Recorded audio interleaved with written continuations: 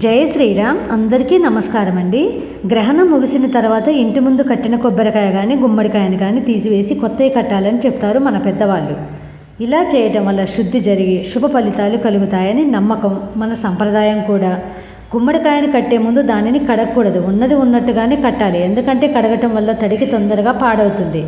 మనం కట్టే గుమ్మడికాయకు తొడిమ ఉండేలా చూసుకోవాలి.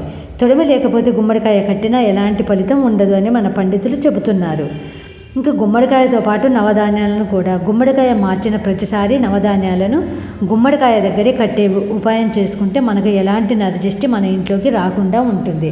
ఇంకా నవధాన్యాలు, వాటితో పాటుగా 3 లవంగాలు, 3 యాలకులు, 1 రూపాయి కాయన్, పసుపు, కుంకుమ, అదేవిధంగా పచ్చకర్పూరం పలుకులు 2 వేసి ఎర్ర క్లాత్లో కట్టే విధంగా ఏర్పాటు చేసుకోవాలి. ఇలా చేయటం వల్ల దిష్టి అనేది మన ఇంట్లోకి రాదు. నెగిటివ్ ఎనర్జీ అనేది బయట నుంచి బయటికే వెళ్ళిపోతుంది. ఇంట్లో పాజిటివ్ ఎనర్జీ ఇంటి నిండా నిండుతుంది. ఇంకా గుమ్మడికాయని కట్టేటప్పుడు అమావాస్య రోజు సూర్యోదయానికి పూర్వమే కట్టుకోవాలి. అమావాస్య రోజు సూర్యోదయానికి కుదరకపోతే బుధవారం రోజు కానీ శనివారం రోజు కానీ సూర్యోదయానికి పూర్వమే కట్టుకోవాలి. ఇలా కట్టుకుంటే మంచి జరుగుతుంది, దిష్టి అనేది తొలగిపోతుంది.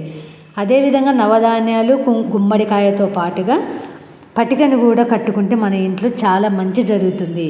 27 వరుసలు నల్ల దారాన్ని అడ్డంగాను నిలువుగాను కట్టి, ఒక 27 వరుసలు కలిగిన నల్ల దారాన్ని మందంగా తయారు చేసి కట్టే విధంగా తయారు చేసుకోవాలి. అలా తయారు చేసుకున్న వాటికి పసుపు కుంకుమలు వేసి నమస్కరించుకొని హారతి ఇచ్చి మన ఇంటి ముందు గుమ్మానికి వేలాడి తీస్తే ఎలాంటి దిష్టి కూడా మనల్ని ఇంటికి రాకుండా కాపాడు.